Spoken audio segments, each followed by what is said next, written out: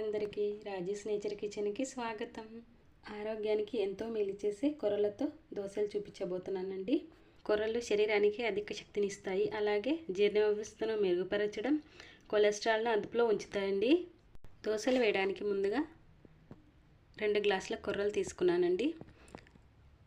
కొర్రల్లో dust రాళ్ళు ఏమైనా ఉంటే చూసుకొని నీట్గా చేసుకోవాలి. ఆ తర్వాత తగినంత వాటర్ వేసి 2-3 సార్లు నీట్గా కడగాలి. ఆ తర్వాత తగినంత వాటర్ వేసి 6 అవర్స్ నానబెట్టాలి. చిన్నపిల్లలకు పెద్దవాళ్ళకు ఎవరైనా తినొచ్చండి, కాకపోతే ఎక్కువసేపు నానబెట్టాలి. మిల్లెట్స్ అనేవి ఈ విధంగా నానబెట్టి పక్కన పెట్టుకోవాలి. ఆ తర్వాత 2 గ్లాసుల కొర్రలకి 1/2 గ్లాస్ మినపప్పు తీసుకున్నానండి. మినపప్పును కూడా 2-3 సార్లు నీట్గా కడిగి తగినంత వాటర్ వేసి నానబెట్టాలి. ఈ మినపప్పులోనే 1 టీ స్పూన్ మెంతులు వేసి 4 గంటల ముందు నానబెట్టాలి. మెంతులు వేయడం వల్ల మనం తిన్న ఆహారం తొందరగా జీర్ణం అవుతుంది. అలాగే 1/2 కప్పు అటుకులు కూడా తీసుకొని వాటిలో డస్ట్ ఏమైనా ఉంటే చూసుకొని తగినంత వాటర్ వేసి 2-3 సార్లు నీట్గా కడగాలి. కడిగిన అటుకుల్లో తగినంత వాటర్ వేసి అరగంట ముందు నానబెట్టి పక్కన పెట్టుకోవాలి.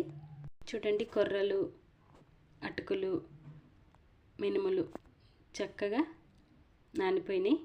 ఇప్పుడు ఒక మిక్సీ జార్ తీసుకొని ముందుగా మినపప్పు, కొర్రలు వేసి ఒక్కసారి మిక్సీ పట్టాలి. ఆ తర్వాత అటుకులు కూడా వేసి మిక్సీ పట్టాలి. మొత్తం పిండిని ఈ విధంగా మిక్సీ పట్టుకున్న తర్వాత మూత పెట్టి ఓవర్ నైట్ పక్కన పెట్టుకోవాలి. చూడండి, మార్నింగ్ చూస్తే ఈ విధంగా పిండి పులుసు ఉంటుంది. ఈ పిండిలో తగినంత సాల్ట్ వేసి కలపాలి. మనం ఎన్ని దోశలు వేస్తామో తగినంత పిండిని తీసి పక్కన పెట్టుకోవాలి. తర్వాత స్టవ్ పై దోశ పెనం పెట్టి వేడయ్యాక సరిపడినంత పిండి వేసి ఈ విధంగా దోశ వేసుకోవాలి. దోశ కొంచెం కాలిన తర్వాత ఆయిల్ వేయాలి. ఆయిల్ మరీ ఎక్కువ వేయకూడదండి, కొర్రలతో చేస్తున్నాం కాబట్టి ఆయిల్ తక్కువే వేసుకోవాలి. ఆయిల్ కొద్దిగా వేసినా ఎక్కువైనట్టుగా అనిపిస్తుంది. దోశ ఒకవైపు కాలిన తర్వాత 2 వైపు టర్న్ చేసుకోవాలి. ఎక్కువసేపు దోశ కాలవసరం లేదండి. మరొక నిమిషం ఉంచి ఈ విధంగా సర్వింగ్ బౌల్కి తీసుకోవాలి. మిగతా దోశలన్నీ ఇదే విధంగా ఒక్కొక్కటిగా వేసుకోవాలి. ఆయిల్ ఎక్కువ వేయకూడదండి, అలాగే మంట హైలో పెట్టకూడదు. ఆయిల్ ఎక్కువ వేస్తే ఆయిలీగా ఉంటుంది, అలాగే మంట పెంచితే తొందరగా మాడిపోతుంది. మంట లోటు మీడియంలో పెట్టాలి. అంతేనండి, ఎంతో టేస్టీ అయిన కొర్రలతో దోశలు రెడీ అండి.